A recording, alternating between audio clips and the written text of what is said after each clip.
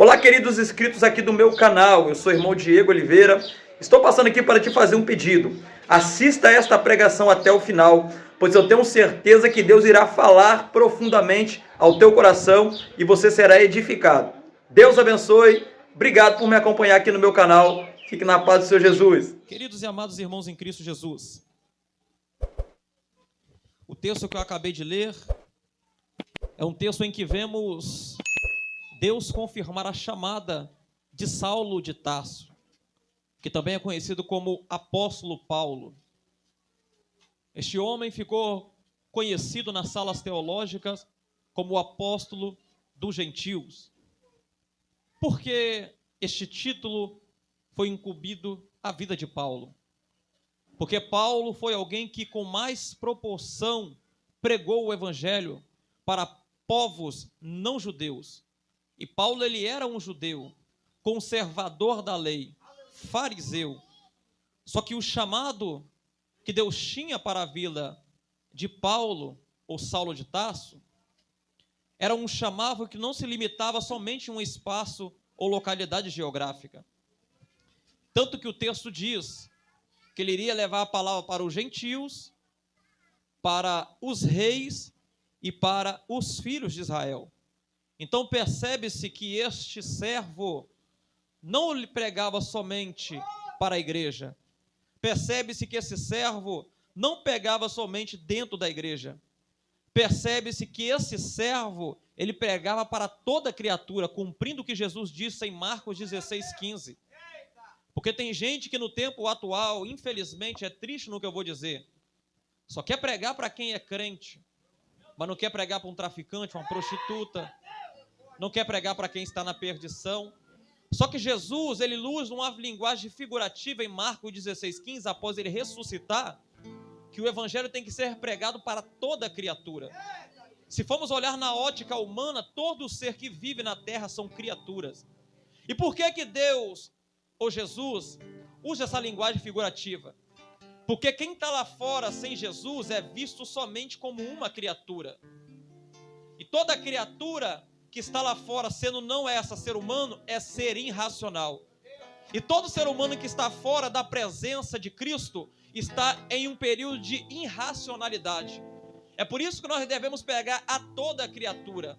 Eu vou simplificar conjecturando contigo. Talvez tem pessoas que estão me ouvindo aqui nesta noite, nesta tarde, que talvez saiu da vida errada, saiu da vida de pecaminosidade.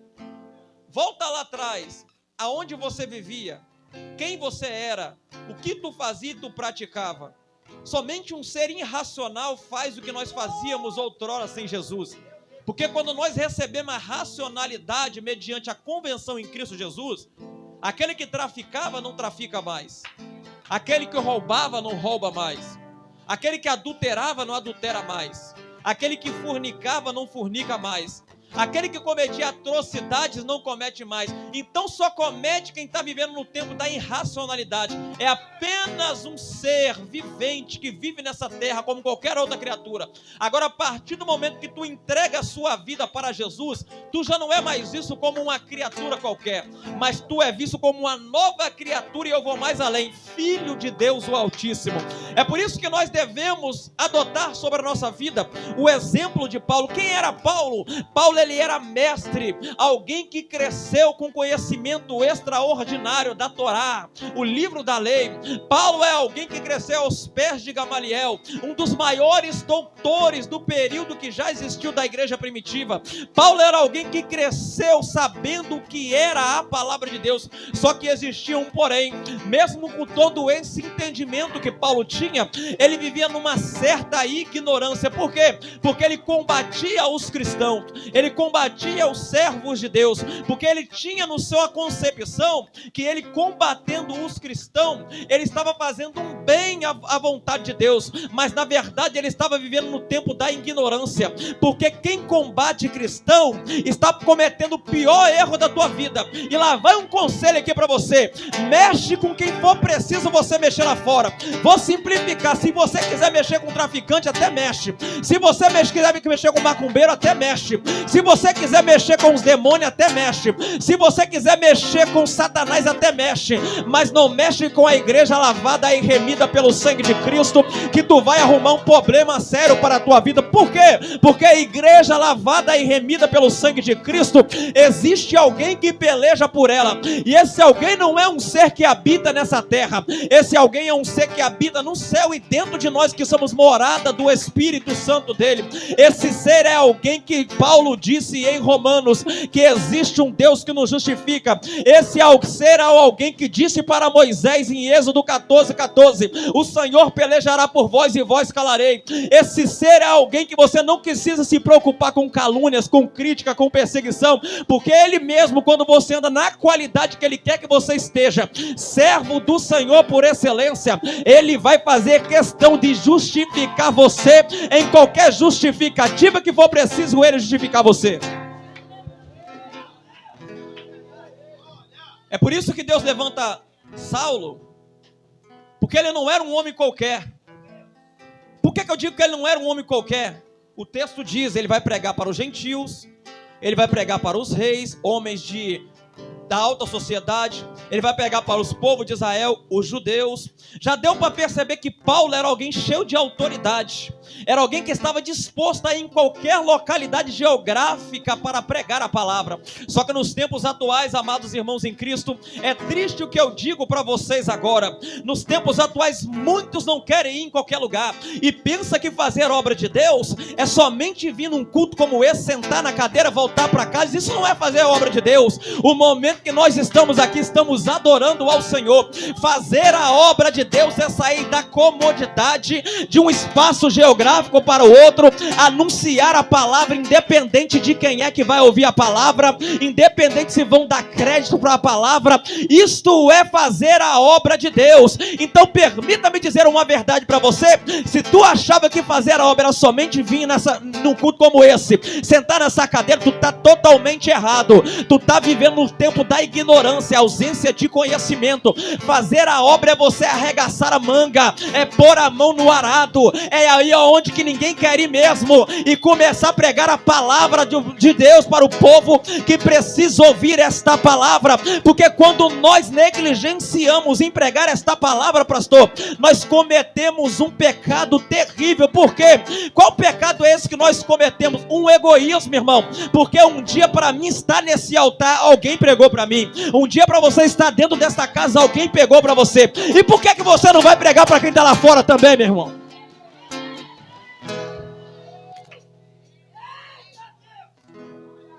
É por isso que Deus levanta Saulo.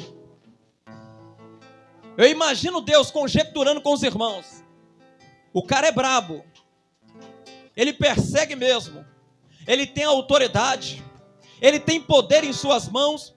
Aí imagina Deus olhando lá do céu dizendo: se o camarada é do jeito que é sem a minha presença, imagina se eu recrutar ele e depositar dentro dele a minha presença. Eu vou simplificar isso daqui e aplicar para a tua vida.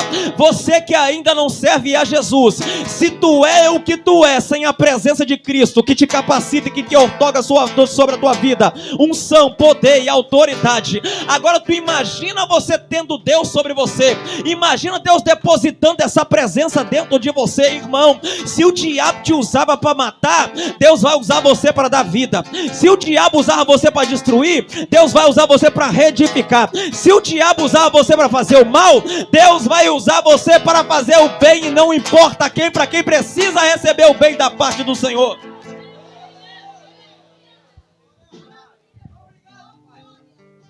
Só que presta atenção, só que tu já tem que vir para a presença de Deus ligado e colocando sobre isso um porém. E qual é este porém?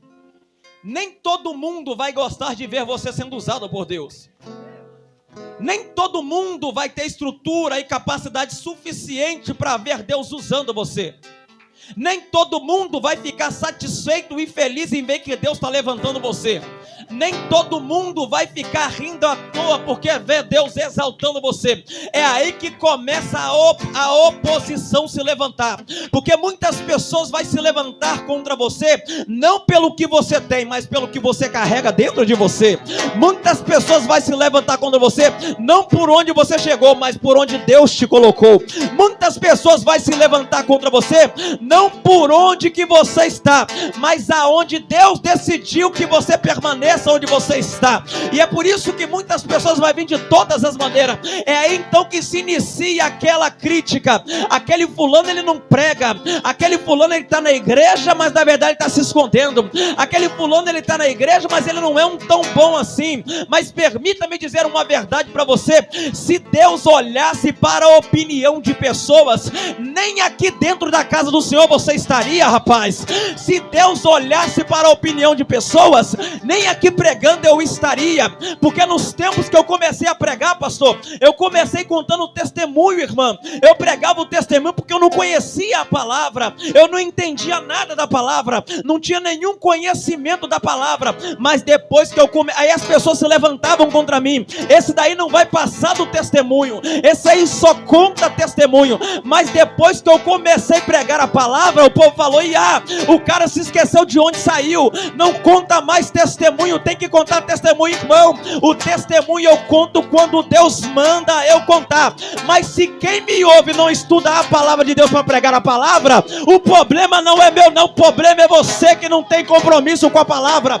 E Deus está dizendo para pessoas aqui nesta noite: para tu chegar ao nível elevado que eu quero que tu chega, tu tem que estudar a palavra, tu tem que se dedicar na palavra, tu tem que pesquisar a palavra. Não adianta somente garantir no nosso passado. É bom, eu conto o testemunho em alguns lugares que Deus coloca no meu coração para me contar. Só que permita-me dizer uma verdade: quem salva as pessoas e convence não é meu testemunho, é a palavra personificada, que entra onde homem não consegue entrar, penetra onde ninguém consegue penetrar. É esta palavra aqui, ela tem poder, queridos e amados irmãos, mas ela tem tanto poder, mas tanto poder, que se tu soubesse o tamanho do poder que esta palavra tem, talvez tu não teria coragem de abrir a boca e dizer: aonde eu moro é perigoso. Irmão, permita-me dizer uma verdade para você: perigoso não é a localidade geográfica que você mora. Por que eu digo isso? Porque quem é perigoso não é quem comanda a localidade, quem é perigoso é quem habita dentro de você, templo, morada do Espírito Santo. Então vou simplificar para você: você não tem que ter medo de quem tu vai pregar, é quem vai ouvir você pregar que tem que ter medo de você. Você não tem medo do que tu vai pregar, é quem que vai ouvir você pregar que terá que ter medo do poder que está liberado sobre você.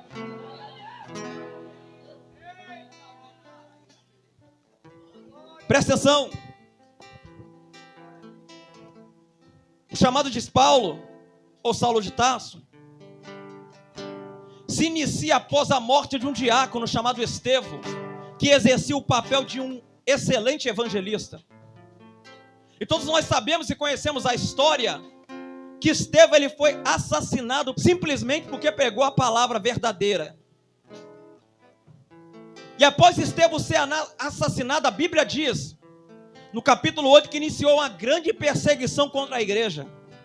Só que permita-me dizer uma verdade, vou aplicar em cima disso daqui. Deus cria circunstância para nós sairmos do comodismo para pregar o evangelho dele. Presta atenção. Quando ele falou com os discípulos: ficar em Jerusalém até que do alto seja revestido de poder. Só que em Atos 2 o revestimento de poder desceu. Só que em Atos 7 o povo ainda estava dentro de Jerusalém. E a palavra de Deus foi: e ser-me-eis testemunha, tanto em Jerusalém, em toda a Judéia e Samaria, e até os confins da terra. Até mesmo na perseguição que Deus tem ocasionado sobre a vida de alguém, Deus está dando crescimento na tua obra. Então permita-me dizer algo aqui para você: não reclame quando você ser perseguido. É porque quando tu é perseguido que tu lembra que existe um Deus que libertou você. É que quando tu é perseguido que tu lembra que existe um Deus que transformou você. É que quando tu é perseguido medida que tu lembra que tem um Deus que sustenta você, e quando tu lembra do Deus que sustenta você, é aí que tu tá com a cara no pó, falando com Deus: Senhor, me ajuda, me dê sustentabilidade, me dê força para resistir, para que seja feita a sua preciosa e agradável vontade. É nos momentos de dificuldade que Deus vai liberando sobre a tua vida e trazendo ao seu entendimento qual é o propósito que Ele tem para realizar através de você. Então não reclame na luta, não reclame na aflição, não reclame com a perseguição, não reclame com a calúnia. Faz o que você aprendeu a fazer, pregue a palavra de Deus, anuncie a palavra de Deus, fala dessa palavra para pessoas, porque pessoas precisam entender que essa palavra tem muito poder.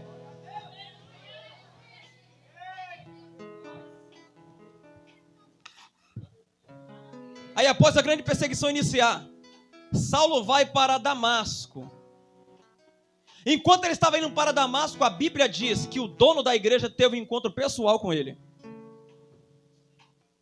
E o dono da igreja pergunta para Saulo: Saulo, Saulo, por que tu me persegues? Saulo naquele momento ele se prostra e cai de joelho, pastor. Ele reconhece o senhorio de Jesus. Senhor, quem é tu? Eu imagino Jesus conjecturando com os irmãos: eu sou Jesus, a quem tu persegue. Presta atenção nisso daqui. Quem é que Saulo estava perseguindo? Não era o povo? Jesus estava onde? Glorificado no céu. Presta atenção. Quem persegue você nem imagina quem ele está perseguindo. E quem ele está perseguindo faz questão de pessoalmente se encontrar com aquele que persegue você. Saulo estava perseguindo a igreja, só que o dono da igreja teve um encontro particular com Saulo. Só que este encontro que ele teve não foi um propósito de matar, mas de converter a Saulo. Porque eu imagino Deus olhando: rapaz, ele é um homem brabo, ele é um homem que tem coragem, mas se ele é brabo na mão do valente, ele será mais brabo ainda na mão do mais valente, que é Jesus. Se ele é brabo nas mãos do diabo, ele será mais brabo ainda nas mãos do Deus que fez os céus e a terra.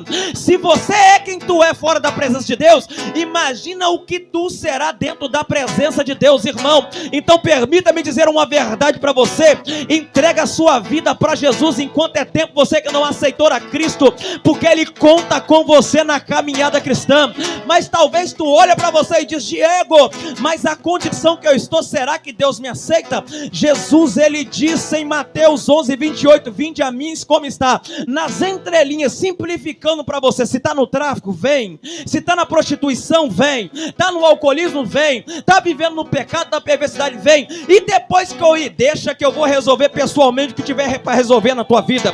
Depois que tu vir, vou transformar, vou libertar, vou fazer de você uma ferramenta poderosa, afiada, para glorificar e exaltar o meu santo e poderoso nome. Mas enquanto você não vir, eu não posso fazer nada. Até porque Jesus, Ele não entra em lugar que Ele não é bem-vindo. Ele entra onde Ele é bem-vindo. Esse lugar que eu estou dizendo para você, não estou dizendo no sentido geográfico, eu estou dizendo do templo, da morada do Espírito Santo de Deus, que é esse tabernáculo que Jesus quer habitar, na qual você tem preenchido com prazeres mundanos e momentâneos, na qual você tem preenchido com prazeres que passam rapidamente. Só que Jesus me usa aqui hoje para dizer: esse vazio dentro de você, eu quero preencher com a presença do meu Santo Espírito.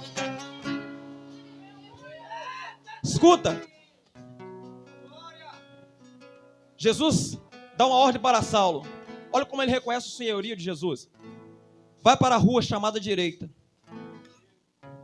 e lá terá um homem que tu vai repousar na casa dele. Enquanto ele foi para a casa deste homem chamado de Judas, esse não é o Iscariote,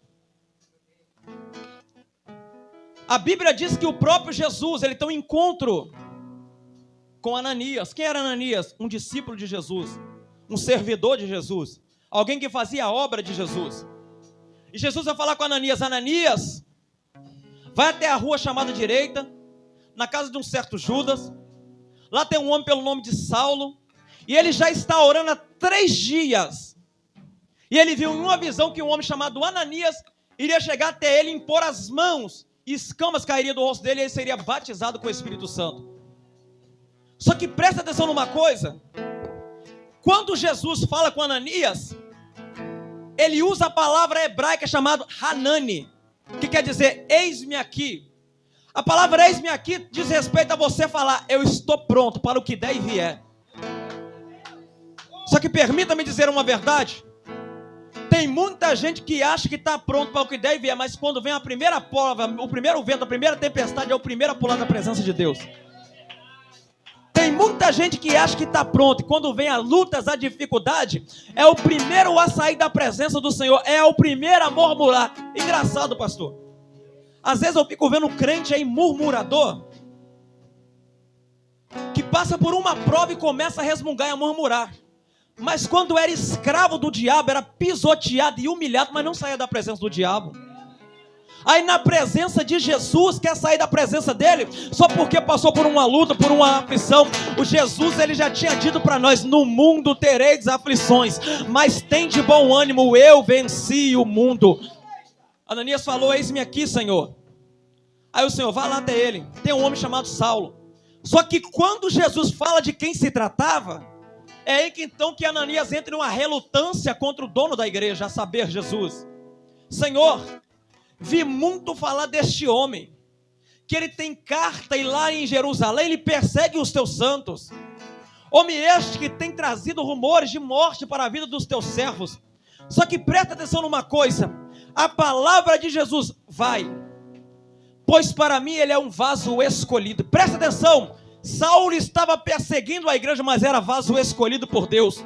Talvez tem pessoas que estão me ouvindo aqui nesta noite, que lá fora ninguém dá nada por você, mas é vaso escolhido por Deus. Talvez tem pessoas que estão me ouvindo aqui nesta tarde, que talvez ninguém dá nada por você, mas é escolhido por Deus. Sabe por que eu digo isso? Porque escolhido não é quem prega bonito, não é quem louva bonito. Escolhido é quem está disposto a dar a vida por amor ao evangelho de Cristo. Não adianta falar que é escolhido ou achar que é escolhido, mas não está disposto a fazer a obra de Deus por excelência. É apenas mais um que está convencido que é, mas não é nada. Mas escolhido é diferente. Escolhido é semelhante ao apóstolo Paulo. Ele ia em lugares, não estava nem aí se ia ser preso, estava pregando a palavra. Escolhido é semelhante ao apóstolo Paulo. Ele pregava a palavra, confrontava os líderes, não estava nem aí, mas o importante era pregar a palavra, porque Paulo entendia uma coisa, que estava sobre ele a incumbência, que ele mesmo toma a palavra e diz, ai de mim se eu não pregar o evangelho. E por você pregar o evangelho, querido e amados irmãos, muitas pessoas vão te chamar de fanático, vai falar até que você é doido, tá ficando maluco. Só que eu deixo uma palavra que Paulo deixou, o evangelho de Cristo, ele é poder de Deus, e se ele é poder de Deus, pode ter certeza que alguma coisa acontecerá quando tu abrir a boca e começar a pregar.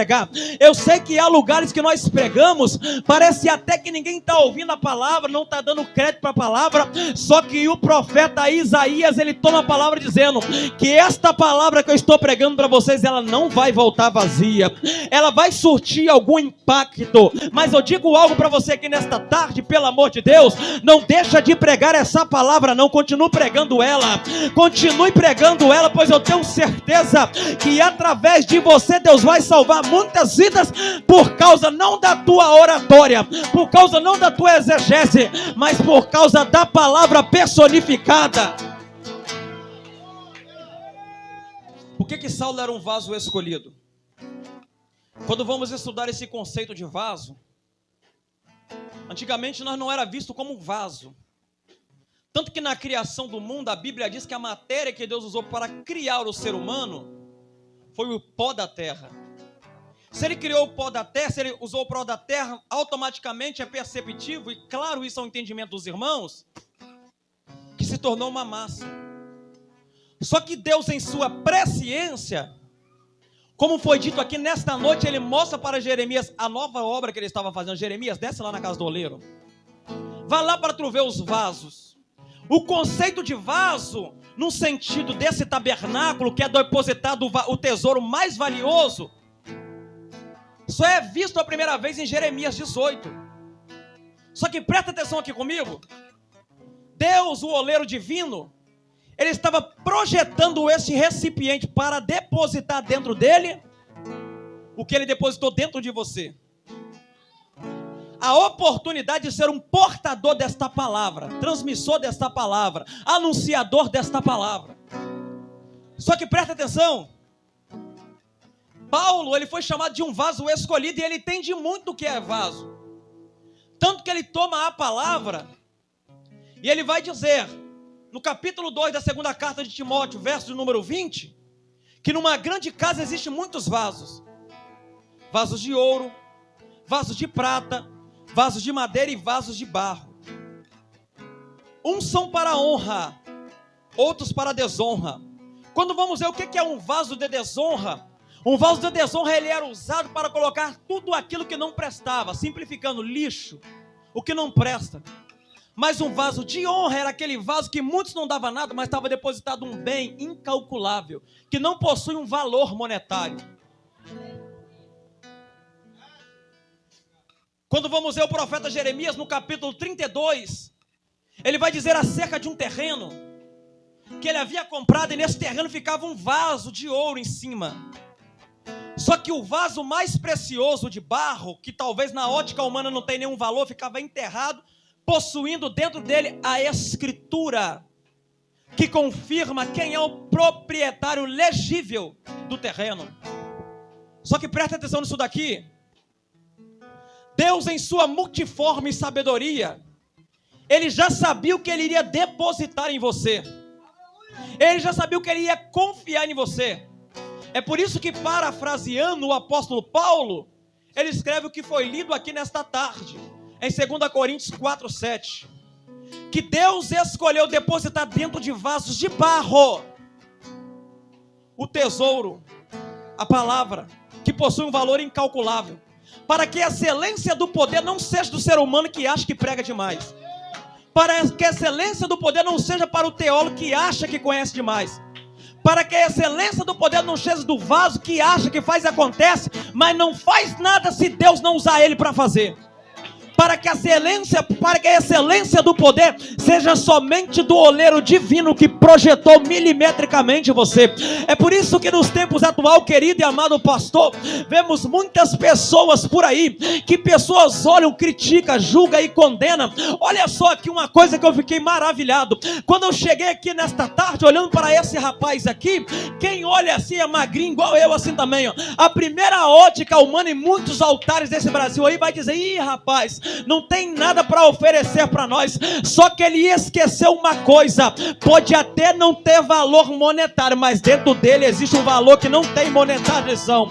Pode até não ter valor para o homem, mas para o oleiro tem um grande valor. É por isso que o oleiro decidiu depositar dentro dele o que o dinheiro não compra, o que o ouro não compra, o que pedras preciosas não compra, o que nada nessa terra não compra. Por quê? Porque sabe muito bem que quando pega a palavra, quando pega o microfone na mão para transmitir a palavra, não está pegando o microfone para mostrar que conhece mais do que alguém, mas está pregando o microfone para exalar o que Deus depositou dentro dele, que é a palavra que liberta, a palavra que transforma, a palavra que salva, para que não o nome dele seja glorificado, mas sim que o nome do Todo-Poderoso seja glorificado. Eu vou entrar nisso daqui, pastor. Talvez tem gente que não vai gostar, mas eu não estou nem aí, eu tenho que pregar. É por isso que no tempo da atualidade tem muitos vasos por aí se frustrando ministerialmente, porque começa agora, na primeira, segunda, terceira oportunidade, já acha que é melhor do que alguém, que sabe mais do que alguém, aí já quer fazer o que a irmã falou aqui nessa noite,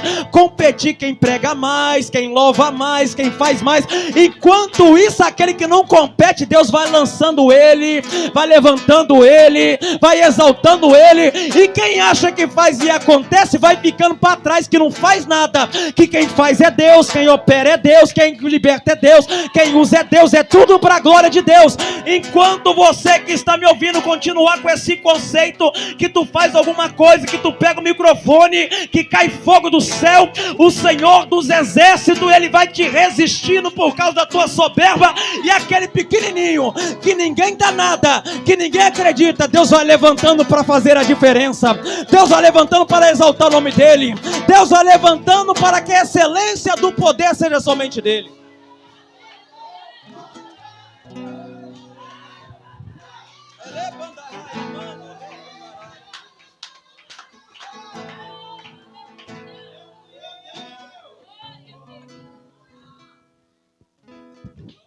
Agora presta atenção.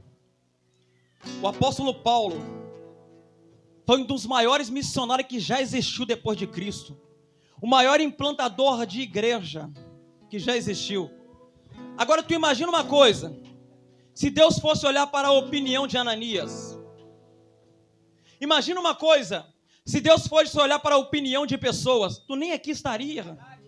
Eu nem aqui estaria. Não tinha nem chegado aqui. Mas como Deus ele é soberano e todo poderoso. E não precisa da opinião de ninguém para levantar alguém. A palavra de Deus foi essa. Vai. Pois para mim. Ele é um vaso escolhido. Vou simplificar e aplicar para a tua vida. Deixa falar de você o que estão falando, não dê ouvido para isso não. O importante não é o que falam de você. O importante é o que o oleiro depositou em você. O importante não é o que pensam de você. O importante é o que o oleiro pensa sobre você. O importante não é o que falam sobre a tua vida. O importante é que Deus não está ligando para a opinião de seu ninguém, mas Ele está dizendo para pessoas específicas: meu filho, minha filha, só vai, pois para mim você é um vaso escolhido. Para mim você é um vaso escolhido. Então continua fazendo o que eu confiei você a fazer nesta terra. É triste, irmão. Se tu olhar para trás, se tu olhar para o que diz, eu sei que é difícil. As pessoas tentam de todas as maneiras nos abater. Tu já percebeu uma coisa, pastor? Não aqui, que eu creio que aqui é uma igreja séria. Quando o camarada está lá fora, é uma luta, é uma guerra, é uma peleja para trazer ele aqui para dentro. Mas quando ele está aqui dentro, inicia a mesma luta para jogar ele para fora, porque não suporta ver ele se destacando no meio dos irmãos. Só que permita-me dizer uma coisa: tu não se destacou no meio de alguém porque tu é melhor, mas porque tu decidiu a fazer a diferença diante do Senhor Jeová. Tu busca nas madrugadas, tu paga preço, tu faz propósito, tu entrega o seu melhor para Deus. Só que quem não quer entregar o melhor para Deus, vai ficar no mesmo lugar, na mesma localidade geográfica. Enquanto isso, aquele que entrega o melhor para Deus, Deus vai levantando para fazer a diferença. Deus vai exaltando, vai soprando o ministério, vai levando em lugares que ele nunca imaginou que um dia iria pregar, que um dia iria pisar. Então permita-me dizer algo aqui para você. Se for para um dia você olhar para trás, você vaso que está me ouvindo, olha para quanto urso e leão que você já matou na sua caminhada cristã. Olha somente para o alvo que é Cristo, meu irmão. Não olha para trás não, olha para o que tu enfrentou, o que tu já passou, o que tu já venceu, pelo poder do oleiro divino que foi liberado sobre você. Mas não para, pelo amor de Deus, não. Continue fazendo o que Deus confiou a ti. Continue pregando esta palavra, continue anunciando o evangelho, continue adorando, engrandecendo, glorificando e exaltando o santo nome do Senhor, porque o oleiro divino, ele escolheu você como um vaso escolhido, e se ele escolheu você, é porque ele conta com você nesta obra.